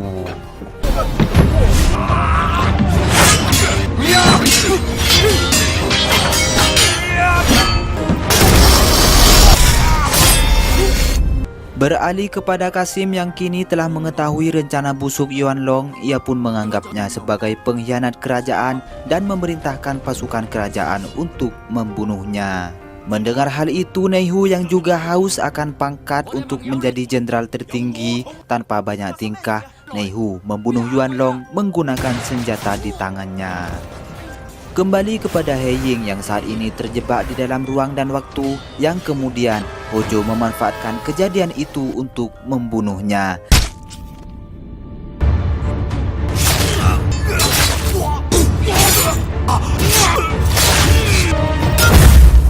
Namun di saat ia berhasil membunuh He Ying, ia malah menghilang dan kembali lagi di saat ia bertemu dengan biksu suci.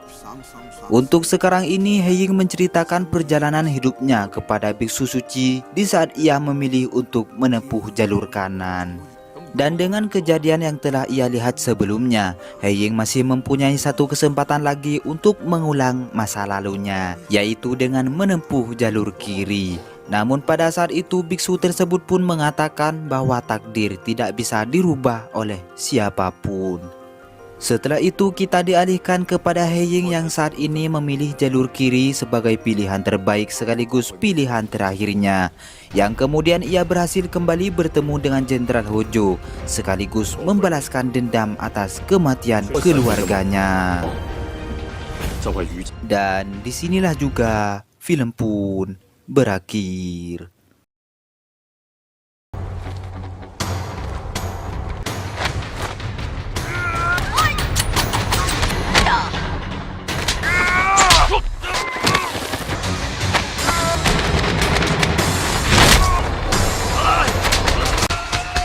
Diceritakan di sebuah desa yang damai, hiduplah seorang pria sederhana yang bernama Liu Jinxi. Fajar baru saja menyingsing. Perlahan-lahan Jinxi bangun dari tempat tidurnya. Tak lama kemudian disusul oleh istrinya. Jinxi segera menyiapkan peralatannya untuk bekerja, sedangkan istrinya menyiapkan sarapan untuk mereka makan. Mereka dikaruniai dua orang anak yang tinggal di sebuah rumah kayu kecil. Namun hidup mereka sangatlah tentram dan bahagia. Setelah sarapan dengan keluarganya, Jinxi kemudian berangkat ke tempat kerjanya. Dia berjalan kaki menyusuri desanya yang begitu indah dan tenang. Padang rumput terhampar sejauh mata memandang, dikelilingi oleh sumber mata air pegunungan yang begitu jernih mengalir mengairi persawahan di desa mereka. Para penduduk desa tampak sibuk bekerja, sementara anak-anak kecil berlarian dan bermain riang gembira di mana-mana. Begitulah kehidupan Jinxi di desanya yang indah dan tentram tersebut. Hingga pada suatu hari, tiba-tiba saja dua orang preman yang tak dikenal berjalan masuk ke dalam pabrik kertas di mana tempat dia bekerja. Kedua orang preman itu datang ke pabrik kertas dengan tujuan untuk meminta uang. Pada awalnya, juragan pabrik berusaha untuk menolak permintaan mereka secara halus. Namun, kedua preman itu terus-menerus memaksakan niatnya sehingga membuat sang juragan mau tidak mau terpaksa harus memberikan perlawanan. Dia kemudian mengayunkan sebatang kayu ke arah preman tersebut untuk menakut-nakutinya.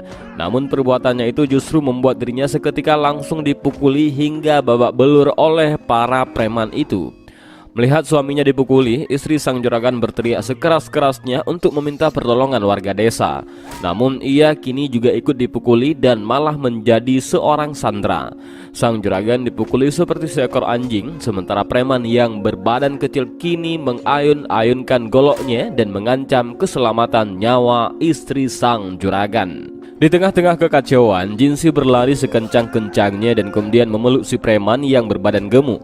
Dia berayun ke sana kemari dibuatkan oleh si preman yang mencoba untuk melepaskan dirinya dari pelukan Jinsi. Sementara si preman berbadan kurus mengayunkan goloknya ke sana kemari dan berusaha untuk menebas Jinsi. Serangannya yang membabi buta itu membuat badan Jinsi gemuk ikut menjadi sasaran dan bahkan salah satu tebasan pedangnya tanpa sengaja mengenai wajah si gemuk sehingga membuat kupingnya terputus. Melihat kekacauan yang semakin tak terkendali, si kurus mencoba untuk menghabisi Jinsi dengan cara melompat setinggi mungkin untuk menikamnya. Namun kepalanya justru membentur ke sudut lemari dan si kurus pun langsung tewas seketika.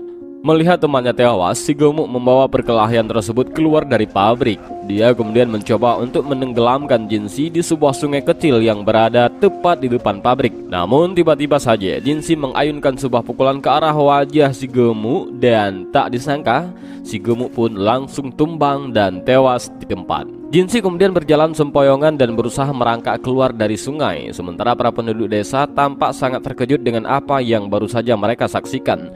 Beberapa hari kemudian, seorang pejabat dari pengadilan kota datang ke desa itu untuk meninjau kejadian tersebut. Dia membawa serta dengannya seorang dokter yang diperintahkan untuk melakukan otopsi terhadap mayat kedua orang preman itu.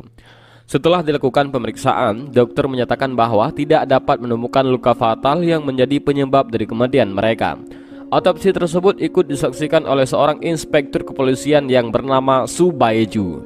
Su kemudian menemukan bahwa salah satu preman yang mati terbunuh itu ternyata adalah Yan Dongsheng, yaitu salah satu preman yang menjadi buronan kepolisian yang sangat dicari karena terkenal sangat kejam. Su kemudian segera melaporkan penemuannya itu kepada sang pejabat pengadilan. Terkejut mendengar berita yang disampaikan oleh Su, si pejabat kemudian menanggapi berita tersebut sebagai sebuah kabar yang sangat baik. Dia kemudian memutuskan bahwa penyelidikan telah berakhir dan semua itu terjadi berkat keberanian dan aksi heroik yang dilakukan oleh Jinsi. Di depan para warga desa, sang pejabat pengadilan mengumumkan bahwa Jinsi adalah seorang pahlawan dan dia sangat berterima kasih padanya karena telah berhasil membunuh seorang buronan kepolisian yang selama ini dicari-cari dan sangatlah berbahaya. Mendengar pernyataan sang pejabat, warga desa Liu pun segera beramai-ramai menyanyikan sebuah lagu untuk memuji keberanian Jinsi. Penyelidikan dianggap selesai dan pejabat pengadilan pun pergi meninggalkan desa itu. Namun Su yang menaruh curiga terhadap hasil otopsi. Ia memutuskan untuk melanjutkan penyelidikan. Dia tidak percaya begitu saja. Bagaimana mungkin seorang pembuat kertas dapat mudahnya membunuh seorang preman yang dicari-cari oleh kepolisian yang sangat berbahaya. Dia pun mulai mengotak-atik tempat kejadian perkara dan berusaha untuk mencari informasi dari para penduduk desa. Penduduk desa memberitahukan kepada Su bahwa Jinsi dahulu bukanlah bermarga Liu. Dia datang dari sebuah desa yang bernama Gong. Semenjak dia menikahi Ayu istrinya yang merupakan janda anak satu, sejak saat itulah Jinsi mengubah marganya menjadi Liu. Pada kehidupannya sebelum menjadi seorang tukang kertas, Jinsi berasal dari sebuah keluarga yang bekerja sebagai pemotong hewan. Mendapatkan informasi tersebut, Su kemudian memeriksa kembali mayat Yan Dongsheng dan segera menyadari bahwa Yan Dongsheng tewas seketika setelah menerima serangan pada sebuah titik yang sangat-sangat mematikan. Dan orang yang menguasai teknik ini sudahlah pasti merupakan seorang ahli kungfu yang sangatlah hebat. Pada keesokan harinya, Su mendatangi Ayu, istri Jinsi, untuk menanyakan beberapa pertanyaan kepadanya. Kedatangan Su disambut oleh Ayu dengan sangat ramah. Namun Su terus-menerus melontarkan pertanyaan yang membuat Ayu semakin lama merasa semakin tidak nyaman. Dia berusaha Su sedang mencoba untuk menggali masa lalu suaminya. Beberapa hari kemudian Su mendatangi Jin di tempat kerjanya. Dia meminta Jinsi menjelaskan secara rinci bagaimana cara dia menghadapi kedua preman yang mencoba untuk membunuhnya. Su berusaha keras untuk membayangkan kembali skenario perkelahian antara Jinsi melawan kedua orang preman itu. Setiap langkah yang diambil oleh Jinsi diperhitungkan dengan matang-matang olehnya. Dan bahkan bagaimana sampai-sampai Yan Dongseng kehilangan telinganya. Sementara pada skenario kedua, ia melihat bahwa Jinsi dengan sengaja menutup semua jendela dan kemudian menggunakan keahlian kungfunya untuk bertarung. Pertama-tama yang menjadi sasarannya adalah Yan Dongseng, yang dalam seketika babak belur menerima serangannya.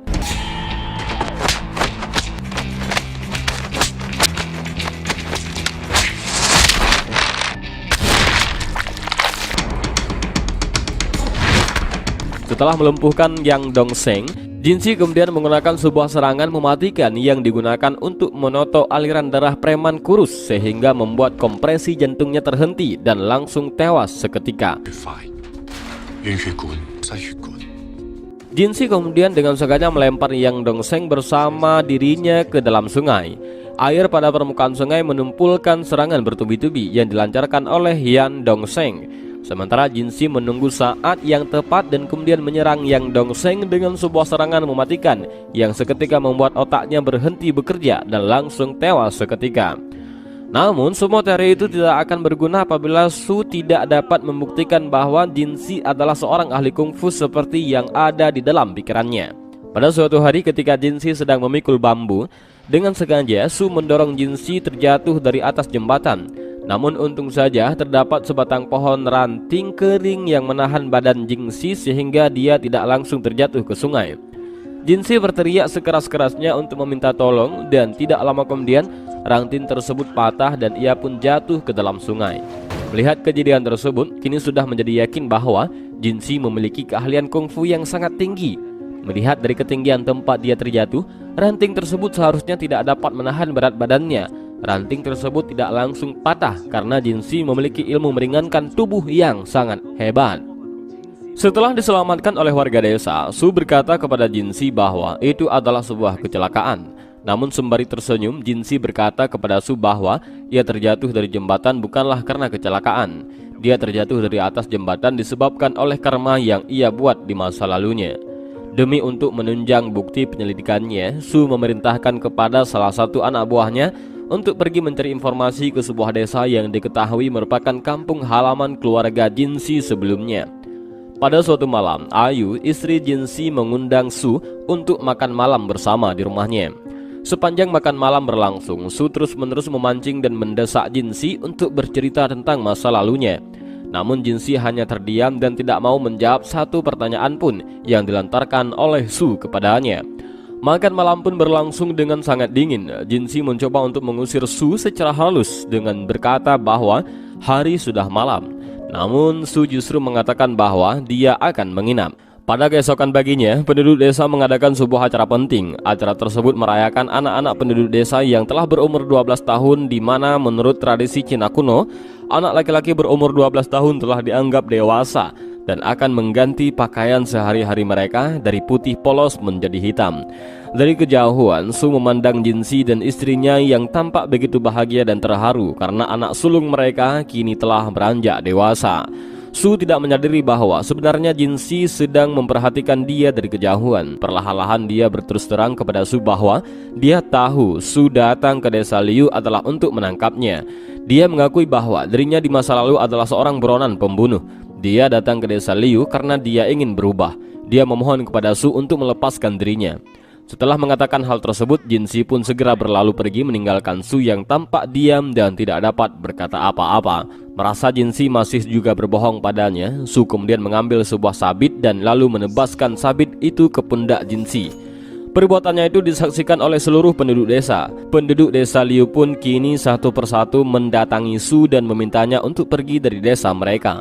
Namun tepat sebelum Su meninggalkan desa Liu, anak buahnya datang untuk memberikan laporan kepadanya. Desa Gongyang disebut-sebut Jinsi sebagai kampung halaman keluarganya tidak pernah diketahui keberadaannya. Ditambah lagi juga tidak ada satupun keluarga yang bekerja sebagai pemotong hewan. Dulu memang ada satu keluarga pemotong hewan di sana. Namun satu keluarga itu telah tewas dibunuh dengan sadis oleh pendekar pembunuh berdarah dingin yang bernama Tang Long.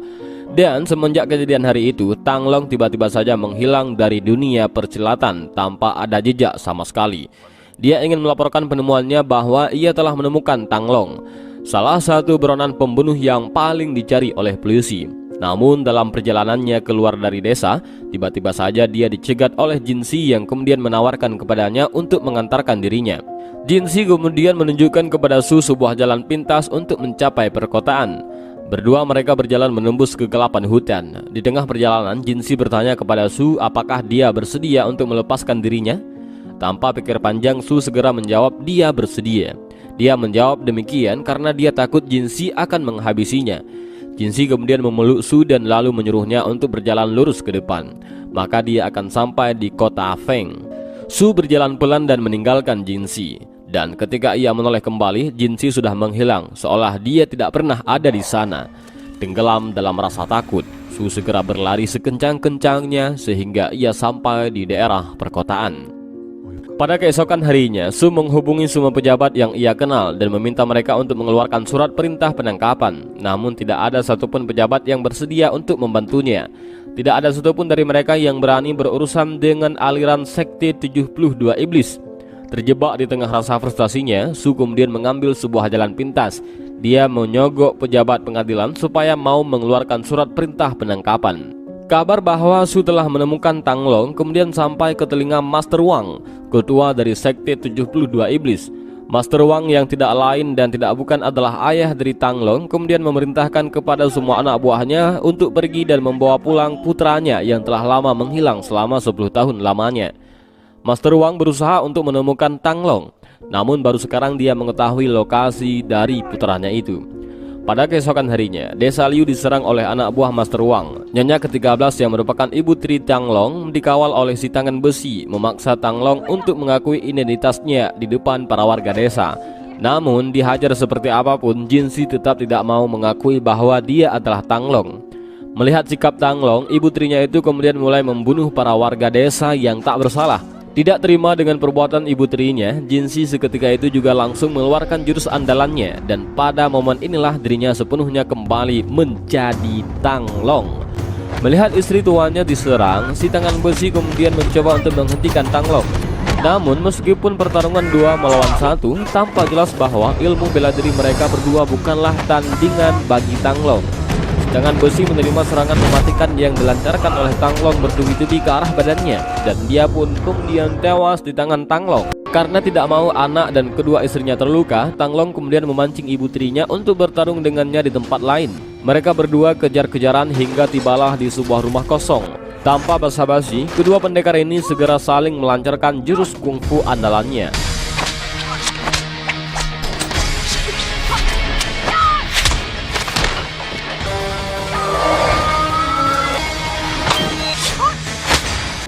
Mereka berdua berusaha untuk saling membunuh satu sama lain. Namun setelah bertarung selama beberapa saat, Tang Long akhirnya berhasil mengalahkan ibu tirinya. Ibu tirinya terlempar dan hampir terjatuh ke sebuah jeram. Tang Long mencoba untuk menyelamatkannya, namun ia sadar bahwa sekte 72 iblis tidak mungkin melepaskan dirinya. Tang Long kemudian membiarkan dirinya jatuh dan kemudian tewas disapu oleh arus jeram. Pada malam harinya, Ayu mengemaskan semua pakaian yang mereka miliki. Dia mengajak Tang Long untuk melarikan diri dari kejaran sekte 72 iblis. Namun Tang Long berkata bahwa tidak ada gunanya lagi. Dia berterima kasih kepada Ayu yang selama ini telah menerima dirinya sebagai Jinsi. Ayu hanya bisa menahan tangis melihat betapa sulit keadaan yang dihadapi oleh suaminya yang meskipun selama 10 tahun ini telah bertaubat. Pada keesokan harinya, Su tiba di desa Liu dan mendapati bahwa desa tersebut telah porak-poranda. Mayat berserakan di mana-mana, rumah-rumah hangus terbakar. Sementara Tang Long hanya menatap Su dengan tatapan kosong sembari berjalan mendekatinya. Dia bertanya mengapa Su melanggar janjinya dan kembali lagi ke desa Liu. Namun Su tampak terdiam dan tidak bisa menjawabnya sama sekali. Para polisi yang melihat Tang Long seketika langsung merasa ketakutan dan kemudian memutuskan untuk mengabaikan misinya. Pada malam harinya, Su mengatakan pada Tang Long bahwa dia merasa sangat menyesal telah menyebabkan banyak warga tak bersalah tewas dengan sangat mengenaskan. Dia memiliki sebuah solusi untuk masalah yang sedang mereka hadapi. Solusinya adalah Tang Long harus mati. Su akan menggunakan ilmu akupunturnya untuk menotok aliran darah Tang Long. Tang Long akan jatuh dan koma, dan jantungnya akan berhenti berdetak selama 15 menit. Dalam kurun waktu tersebut, mereka akan mencoba mengoceh anak buah Master Wang yang diperintahkannya untuk menjemputnya. Namun, apabila Su terlambat membangunkan Tang Long sebelum 15 menit, maka Tang Long akan benar-benar mati. Pada keesokan harinya, Su membawa Tang Long dengan sengaja melintasi jalur yang dilewati oleh anak buah Master Wang. Mereka kemudian beramai-ramai mengiringi mayat Tang Long. Komandan pasukan yang bernama Sukun kemudian turun dari keduanya untuk memeriksa keadaan Tang Long. Merasa terkejut melihat putra kesayangan tuannya terbujur kaku dan tidak bernyawa, Sukun mulai menyanyikan sebuah lagu pengantar arwah. Tentu saja hal ini membuat Su menjadi sangat panik. Di tengah kerumunan waktu yang begitu sempit, tentu saja tidak ada waktu untuk acara berduka seperti ini. Terhimpit oleh waktu yang semakin sempit, Su kemudian segera melompat naik ke atas gerobak. Dan seketika itu juga berusaha mati-matian untuk menghidupkan kembali Tang Long.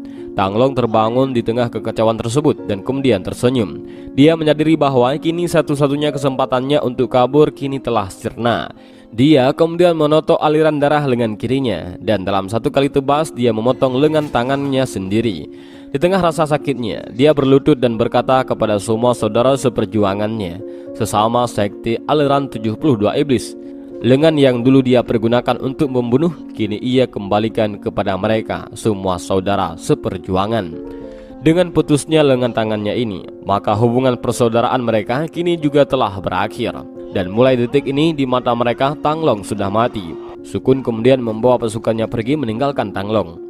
Setibanya di rumah, Tang Long mendapati anaknya sedang duduk di pangkuan ayahnya. Seluruh keluarga duduk di satu meja yang sama dan bahkan nasi sudah tersedia di meja. Anaknya tampak dengan polos sedang bercerita dengan kakeknya itu. Ketika Master Wang melihat bahwa lengan putra kesayangannya itu terpotong, dengan penuh emosi dia berteriak dan bertanya, siapa yang telah berani melakukannya. Namun dengan tenang, Tang Long menjawab bahwa kini dia tidak lagi bersama 72 iblis. Mendengar jawaban Tang Long, ayahnya berusaha menenangkan diri dan kemudian mengajak mereka semua untuk makan bersama. Sembari menimang cucunya, Master Wang bercerita bahwa dulu Tang Long adalah seorang anak yang sangat baik. Tang Long selalu makan apa saja yang ayahnya suapkan kepadanya. Namun putra bungsu Tang Long tampak menolak kacang yang kakeknya suapkan, sehingga membuat Master Wang merasa emosi dan lalu mengasari cucunya itu. Ayu yang tidak terima anaknya diperlakukan seperti itu kemudian berusaha untuk menghentikannya. Namun ia justru terlempar menerima tendangan dari Master Wang. Tang Long menahan emosinya menyaksikan putranya diperlakukan seperti itu di depan kedua matanya.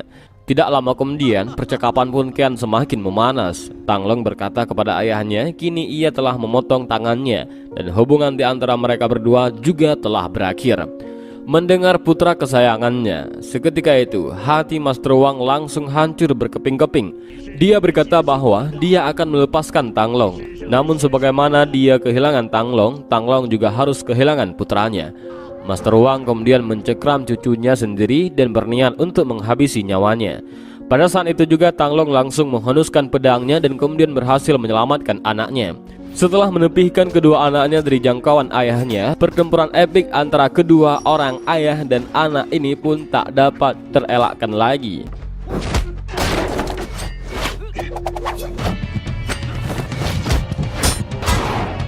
Namun tidak peduli sekeras apapun dia berusaha, semua serangannya tampak dengan mudah dapat dipatahkan oleh ayahnya. Bukan hanya itu, tubuh ayahnya bahkan memiliki energi michi yang sangat kuat, sehingga membuat badannya tidak bisa ditembus sama sekali oleh tebasan senjata tajam. Di tengah-tengah perkelahian, Su mencoba untuk membantu Tang Long dengan cara menyerang titik energi si Master Wang dengan menggunakan teknik akupuntur yang ia miliki. Namun dia segera terpental menerima serangan yang dilancarkan oleh Master Wang kepadanya. Perkelahian pun terus berlanjut. Kedua orang ayah dan anak ini berusaha untuk saling membunuh, seolah-olah tidak ada lagi hubungan apapun di antara mereka berdua. Tang Long babak belur menerima serangan mematikan bertubi-tubi yang dilancarkan oleh ayahnya.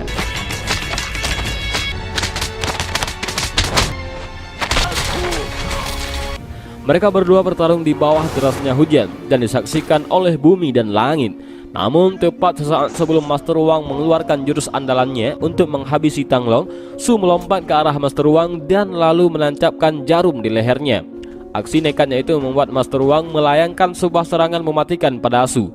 Namun di saat yang bersamaan, petir menyambar dan tepat mengenai jarum yang ditancapkan oleh Su di leher Master Wang. Dalam seketika, Master Wang tewas tidak bernyawa hingga terbakar oleh sembaran petir. Perlahan-lahan Su menghembuskan nafas terakhirnya, sementara Tang Long tampak kebingungan menyaksikan semua yang baru saja terjadi di depan kedua matanya. Pendekar kelas atas sehebat ayahnya tewas disambar oleh petir melalui perpanjangan tangan Su yang bahkan tidak bisa berkelahi sama sekali. Pada keesokan harinya, Tang Long kembali melanjutkan kehidupannya yang sederhana. Kini ia tidak perlu berpura-pura lagi menjadi Jinsi, karena dirinya sekarang telah menjadi Jinsi yang sepenuhnya. Dan film pun selesai.